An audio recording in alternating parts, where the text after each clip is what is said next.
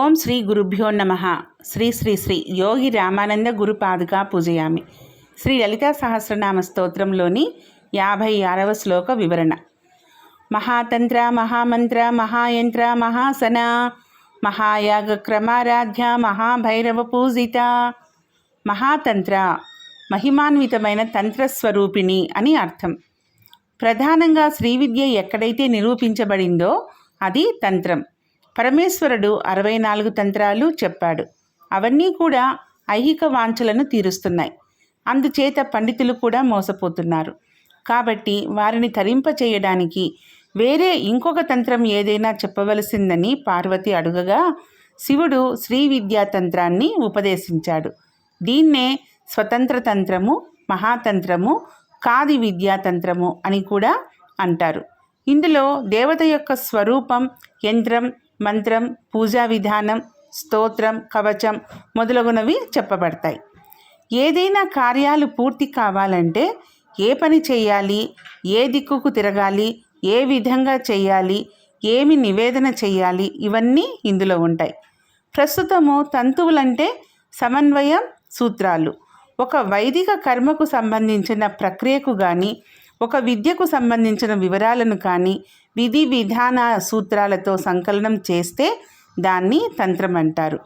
ఈ నిర్వచనం ప్రకారం కల్పసూత్రాలు, ఆగమ సూత్రాలు, ఆపస్తంభ, అశ్వలాయనాది మహర్షులచే సంకలనం చేయబడిన గృహ్య సూత్రాలు, శ్రీ విద్యకు సంబంధించిన కులార్ణవ, జ్ఞానార్ణవ, నిత్యోత్సవాది తంత్రాలు అన్నీ ఈ కోవలోకే వస్తాయి.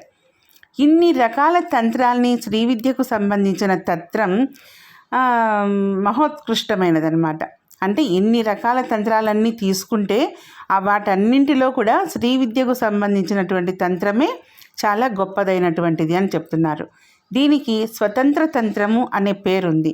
దీన్ని మహాతంత్రము అన్నారు. సృష్టి స్వరూపిణి అయిన అమ్మవారిని ఈ మహాతంత్రంతో సమన్వయపరిచి ఇచ్చారు కాబట్టే అమ్మ మహాతంత్ర అనే నామంతో పిలువబడుతుంది. తర్వాతి నామం మహామంత్ర. గొప్పదైన మంత్రస్వరూపిణి అమ్మ. మంత్రం అంటేనే మహిమ గలది. మరి మహామంత్రం అంటే మరింత మహిమాన్వితమైన మాట అని అర్థం. ఈ మహా అనే సంస్కృత పదము ఎన్నో రకాలుగా విరూపణ చెందింది. మఘ అనేది ఒక రకమైన విరూపణ. ఈ రూపంతోటే ఒక నక్షత్రము పేరు ఉంది. అదే మఘా నక్షత్రం. దీన్నే తెలుగులో మఖా నక్షత్రం అని పలుకుతారు. పరమేశ్వరి బిందు రూపం. ఈ బిందువు నుండే జగత్తు అంతా ఆవిర్భవించింది. ఈ జగత్తంతా పరమేశ్వరి స్వరూపం. ఆమె నుండే ఓంకారం ఉద్భవించింది. ఆ ఓంకారం నుండే సంస్కృత పదాలైన 50 అక్షరాలు వచ్చాయి. అవే బీజాక్షరాలు. ఈ సృష్టి మొత్తం ఓంకార బీజం నుండే ఉద్భవించింది. అందుకే మంత్రం పలికేటప్పుడు శబ్దానికే ప్రాధాన్యం ఉంటుంది. ఆ శబ్దానికి ప్రకృతిలోని శక్తి స్పందించి ఉచ్చారణ చేసేవారికి ఆకర్షించబడుతుంది. ఈం లక్ష్మీ బీజం, ఐం వాగ్ బీజం, క్లీం మన్మథ బీజం, హ్రీం శక్తి బీజం, గం గణపతి బీజం, ఇలా దేవతలకు అందరికీ బీజాలున్నాయి. బీజం యొక్క శక్తి శబ్దానికి తగ్గ విధంగానే ఆ బీజాది దేవతా రూపం కూడా ఉంటుంది. అలాగే పంచభూతాలకు కూడా బీజాలున్నాయి. లం పృథ్వీ బీజం, హం ఆకాశ బీజం, యం వాయు బీజం, వం అమృత బీజం, రం అగ్ని బీజం. ఒకప్పుడు కామాక్షి గుడిలో శ్రీచక్రం మధ్య భాగంలో ఈ రం అనే అక్షరం ఉండడం వల్ల అమ్మవారికి విపరీతమైన ఆకలి ఉండేదట. అక్కడ బీజాలన్నీ వామాచార పద్ధతిలో బలి కోరే విధంగా అమర్చబడి ఉండేది. దానివల్ల అమ్మవారు రోజు బలిని కోరుకునేది. ఆ తర్వాత ఆదిశంకరుల వారు శ్రీచక్రం మధ్య భాగంలో రం బీజాన్ని తీసేసి శ్రీం బీజాన్ని అమర్చారు. ఒక్కో బీజం స్థానం మారుతున్న కొద్దీ అమ్మ పరమ శాంతి స్వరూపంగా మారారు. బీజానికి అంతటి శక్తి ఉంది. బీజంతో ఉన్నదే మంత్రం అవుతుంది. బీజం లేనిది నామం అవుతుంది. కానీ భగవంతుణ్ణి నామంతో పలికేటప్పుడు కూడా ఓం జతపరచకుండా పలకకూడదు. శ్రీచక్రంలో స బీజాక్షరం ఉన్న యంత్రంకి నమస్కారం చేసుకున్న, కొద్దిగా కుంకుమ సమర్పించిన, గొప్ప ఫలితం ఉంటుంది. కానీ నీ బీజాక్షర యంత్రానికి ఆయా స్థానాల్లో బీజ దేవతలు ఆవాహన చేసి పూజిస్తే కానీ ఆ పూజకు ఫలితం ఉండదు.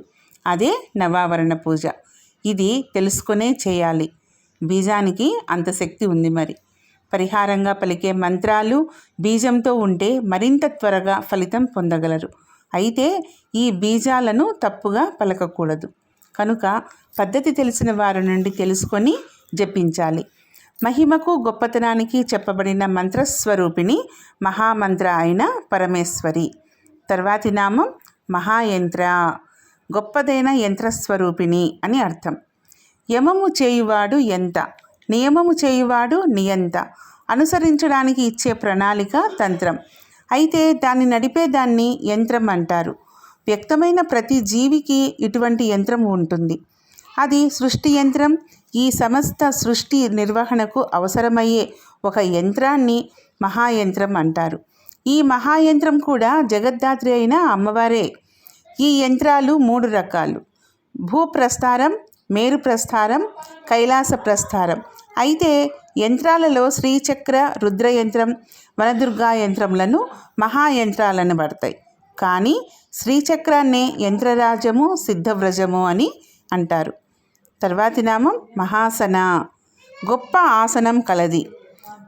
ప్రపంచమే అమ్మ ఆసనం.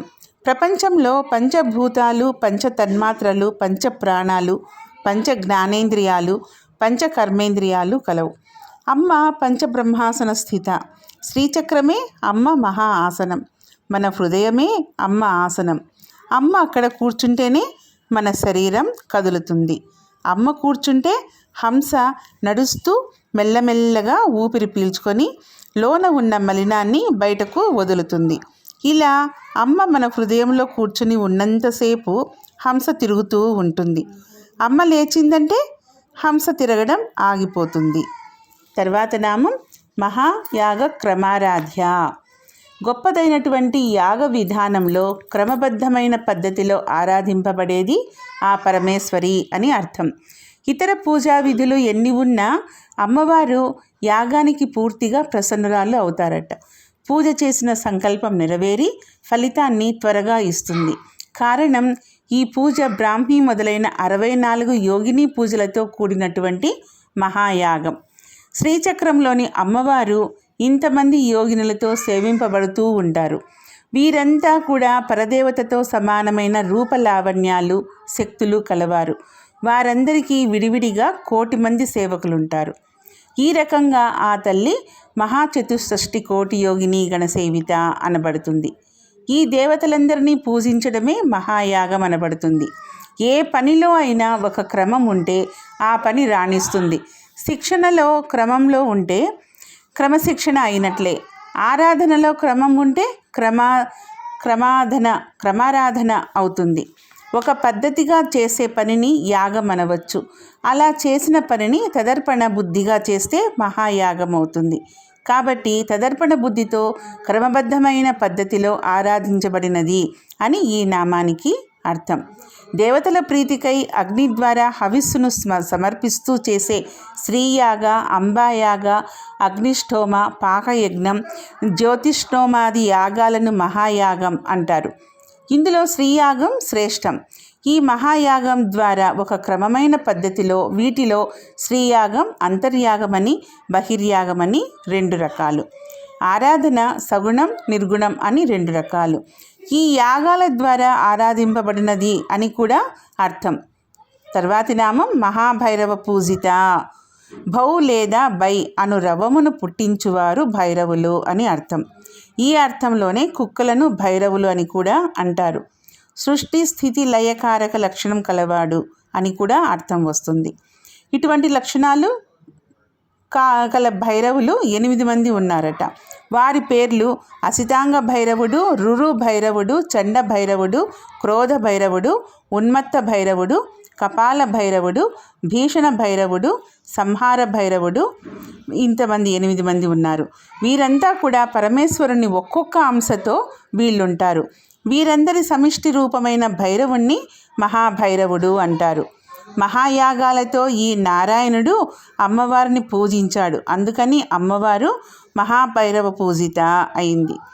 ప్రతి శక్తి క్షేత్రంలో భైరవుడు ఒక్కో రూపంలో క్షేత్రపాలకుడిగా ఉంటూ ఆ తల్లిని ఆరాధిస్తూ ఉంటాడు.